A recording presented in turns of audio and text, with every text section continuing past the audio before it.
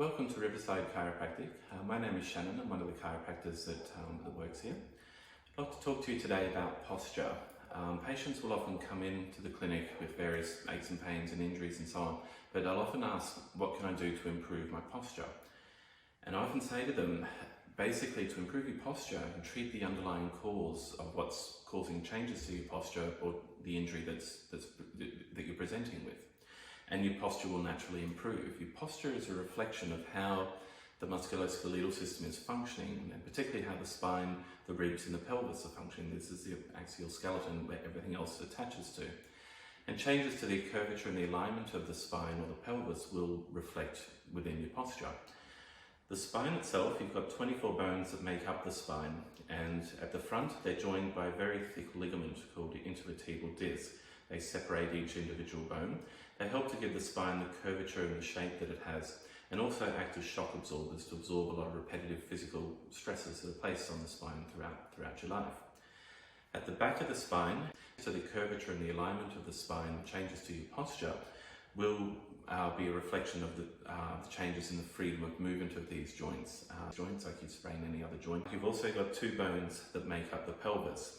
The hips are located on the front, but at the back and the lower back, pretty much where your belt line is, there's a joint on the left and the right called your sacroiliac joints, where the spine and the pelvis attach. And you've got this orange-shaped bone, the sacral bone, that sits in between the spine and the pelvic bones. The sacroiliac joints are almost as big as your knee joints. They're very important weight-bearing joints, and a lot of lower back problems come from where the spine and the pelvis attach. And your lower back and your pelvis is also where your center of gravity is. So if the lumbopelvic area isn't sitting, lined, or moving properly, that will reflect again with your overall posture of the body. It will affect shoulder height, head tilt, head angle.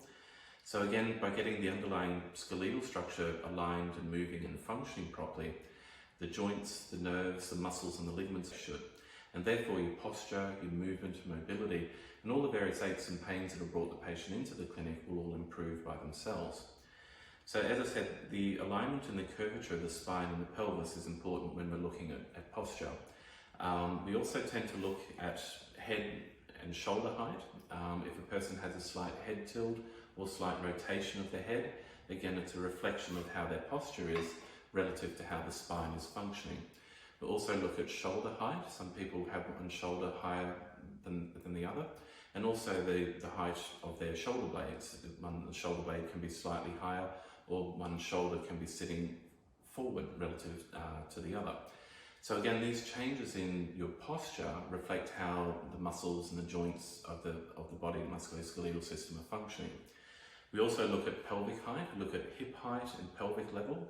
And again, if you get a bit of a twist or rotation through the pelvis at those sacroiliac joints, again, it tends to distort and affect the freedom of movement and your overall center of gravity, your core strength and core stability. We also tend to look at knee position, the movement of the kneecap or the position of the knee relative to the hip and the lower back.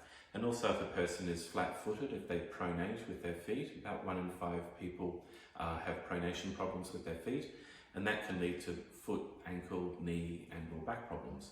So by correcting these underlying biomechanical problems, it helps to improve the person's posture and movement and mobility. So as I said, by improving the underlying injury that the patient's presented with and getting the structural, the musculoskeletal system, the structure of the body aligned and functioning as it should be, then as I said, it functions the way it should. The body will then repair itself, and the aches and pains that brought the patient into the clinic, as well as their posture, will naturally start to improve. That whole process will usually take about 8 weeks or so. If people have had a long-standing back injury in their bodies, they've been compensating for that and their posture's changed as a result of that, it takes time to undo all of that. People get a toothache, they go straight to the dentist. They don't put up with a toothache for 5 years, but they do often routinely put up with back problems for 3, 5 or even 10 years at a time. So your body again compensates for that, and your posture will reflect that. So then if people have had a long-standing problem and they present to the clinic, we need to address that. So then we go in and start working on the back to correct these underlying problems.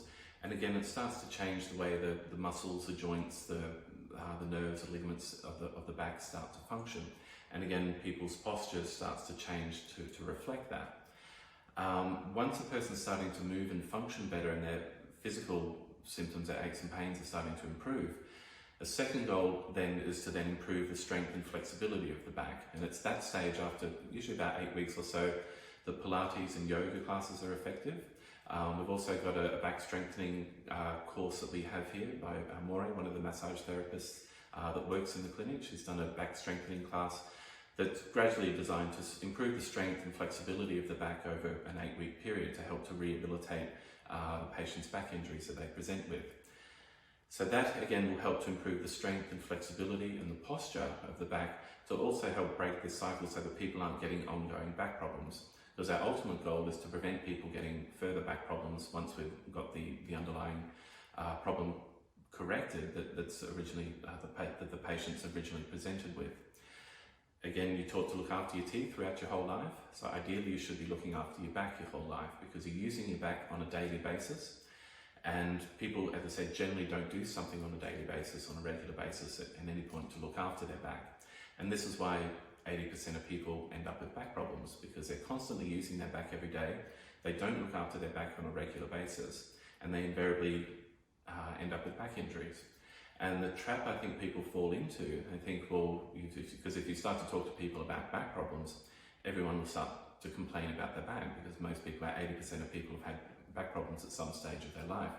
So I think people fall into the trap of thinking, but back problems are such a common thing, so it must be normal. It must be normal to have a backache, a headache, or a neck ache.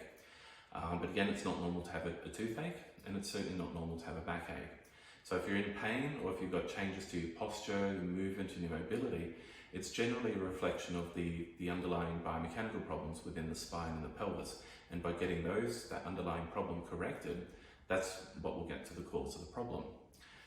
So if you'd like to find out more about posture and how it relates to back-related injuries or the various symptoms that you may be experiencing, please give the clinic a call. As I said, you can speak to one of the receptionists or you can arrange to have a chat with one of the practitioners and hopefully answer any further questions that you may have. Thank you.